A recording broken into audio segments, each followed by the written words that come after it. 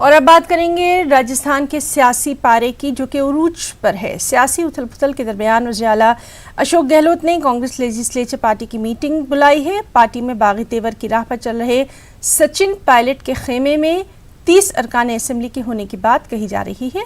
इस बीच खबरें हैं कि सचिन पायलट अगर बीजेपी में शामिल नहीं होते हैं तो थर्ड फ्रंट के इम्कानात बढ़ जाएंगे।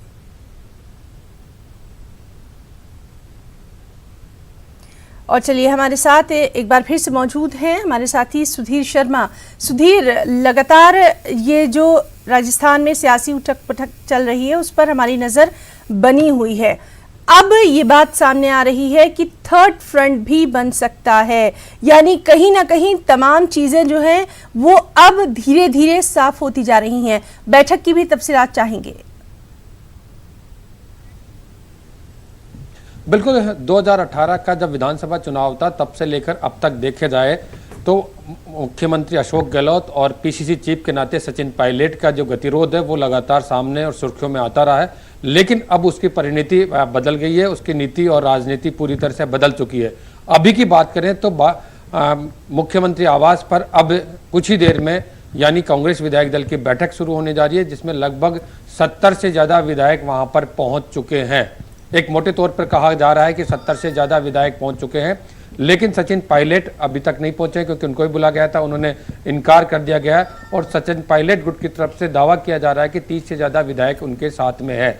लेकिन केवल पार्टी के फोरम पर ही ये बात नहीं की जाती, क्योंकि संवैधानिक बाध्यताएँ भी होती है। व्हीप इस के लिए जारी की गई है कि इस बैठक में, कांग्रेस विधायक दल की बैठक में अगर कोई विधायक कांग्रेस का शामिल नहीं होता है तो उसके खिलाफ व्हिप के तहत कार्रवाई की जाएगी। लेकिन व्हिप के तौर पर, पार्टी के तौर पर कार्रवाई की जा सकती है। लेकिन जहां तक विधानसभा की बात है या विधानसभा की सदस्यता की बात है, उसके तहत कोई कार्रवाई नहीं की जा सकती, क्योंकि जब फ्लोर टेस्ट होगा उस दौरान अगर वो उस व्हिप का उल्लंघन करते हैं तो उनकी सदस्यता खतरे में पड़ सकती है। और सदस्यता खत्म होने के साथ ही जो नियमों में है 5 साल तक के लिए वो चुनाव भी नहीं लड़ पाएंगे।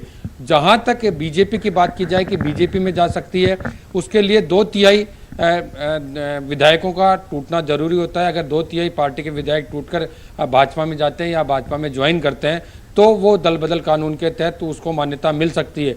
लेकिन 2/3 का आंकड़ा अगर कम रहता है उस सूरत में वो दल बदल भी नहीं हो सकता है। लेकिन इसकी तस्वीर उससे पहले जब साफ होगी, अभी जो कांग्रेस विधायक दल की बैठक सीएमआर में होने जा रही है उसके बाद स्थिति पूरी तरह से साफ हो पाएगी। जी सुधीर, चूंकि आप वहां पर मौजूद हैं इसलिए आपसे जानना चाहेंगे, तमाम ये जो सियासी उठापटक रही है इस सब के बीच में क्या अशोक गहलोत कहीं ना कहीं चूक गए मामले को समझने में, या फिर जो कांग्रेस की आला कमान है दिल्ली में वो चीजों को नहीं समझ पाई और ये नाराजगी इस हद तक बढ़ गई कि अब दूसरे घर की तामीर की बात की जा रही है? क्या कुछ आपका तज्जिया? बिल्कुल, जिस तरह से राज्यसभा चुनाव था और 19 जून से पहले 19 जून को वोटिंग हुई, उससे पहले नामांकन हुआ, तब भी सचिन पायलट को ये बताया जा रहा है कि नज़रअंदाज किया गया है और अपने मुताबिक ही यहाँ पर टिकट बांटे गए हैं। और उससे पहले की बात करें तो विधानसभा चुनाव और फिर लोकसभा चुनाव, तमाम जो बातें हो रही है उसमें उपेक्षा की बात सचिन पायलट की कही जा रही है। लेकिन दूसरी ओर ये भी बात है कि वो पार्टी के अभी तक यहाँ पर अध्यक्ष भी बने हुए हैं और उप मुख्यमंत्री के बतौर वो सरकार में भी बने हुए, उनकी मौजूदगी दोनों स्थानों पर नजर आ रही है। लेकिन अब जो कि सियासी घटनाक्रम यहाँ पर राजस्थान में कांग्रेस के लिहाज से देखें वो बदला हुआ नजर आ रहा है। जहाँ तक उपेक्षा की बात है तो निश्चित रूप से जो आला कमान है उस तक संदेश सचिन पायलट ने भी भेजा होगा और उनकी बात भी रही होगी, उसके बाद की बात है। इसके इतर अगर ज्योतिरादित्य सिंधिया की बात करें, वो भी कांग्रेस छोड़ के और भाजपा में शामिल हुए हैं।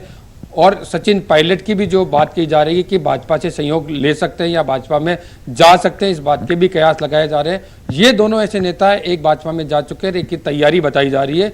ये दोनों उस दौरान मनमोहन सिंह सरकार के दौरान मंत्री भी सरकार में केंद्र में रहे थे और दोनों की दोस्ती भी अच्छी बताई जा रही है। और इधर ओम माथुर जो कि भाजपा के राष्ट्रीय अध्यक्ष है, सचिन पायलट ने उनसे भी मुलाकात की है और ओम माथुर का भी बयान आया है नेता प्रतिपक्ष गुलाब चंद कटारिया यहाँ पर हैं, उनका भी बयान आया कि भाजपा भी इसमें संभावनाएं तलाश लेगी अगर इस तरह कोई संकेत मिलता है तो सियासत की बात करें तो भाजपा और कांग्रेस में अभी सियासत अब सामने निकल के आ रही कि जो भाजपा कल तक ये कह रही थी कि उनका कांग्रेस का ये अंतर्कलह का मामला है, लेकिन अब वो अपनी सरकार बनाने की भी संभावनाएं तलाशने की बात कर रही है। तो निश्चित रूप से सियासी संकट गहलोत सरकार पर अभी छाया हुआ है, लेकिन अभी जो कांग्रेस विधायक दल की बैठक होगी उसमें कितने लोग सामने आते हैं, क्योंकि ये सारा संवैधानिक मामला अगर होता है और फ्लोर पे अब बहुमत साबित करने की बात साबित होती है तब ये पूरा जाकर। और सुधीर, इस सब के बीच में सचिन पायलट की तरफ से अभी तक क्या कुछ रिएक्शन सामने आया है?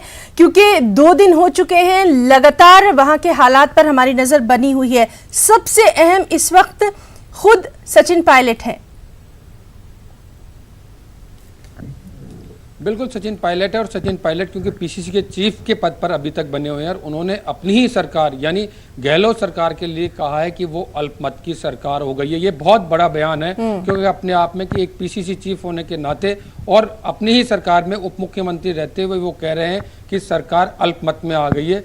निश्चित रूप से गहलोत सरकार पर खतरे के बादल मंडरा रहे हैं, लेकिन क्योंकि संवैधानिक बाध्यता है, दल बदल विरोधी कानून भी है, उसकी अलग नियम और धाराएं अलग है, उनमें सदस्यता खत्म भी हो सकती है। 2/3 बहुमत होगा तभी वो किसी पार्टी में ज्वाइन कर सकते हैं या अलग से फ्रंट बनाने की भी बात कर सकते हैं। उन पे उन नियमों के तहत कार्रवाई भी हो सकती है। तो जब ये बात आएगी तो विधानसभा अध्यक्ष और उसके पहले राज्यपाल तक ये मामला पहुंचेगा, उसके बाद बहुमत की बात की जाएगी।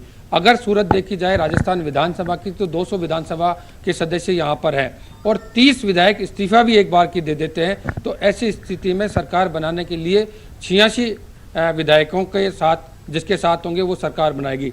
ऐसी स्थिति में 107 अभी कांग्रेस के विधायक हैं, तो 30 विधायक अगर उनमें से निकाल भी देते हैं तो 77 विधायक कांग्रेस के पास रहेंगे। ऐसे में 9 विधायकों की और सरकार बनाने की आवश्यकता होगी।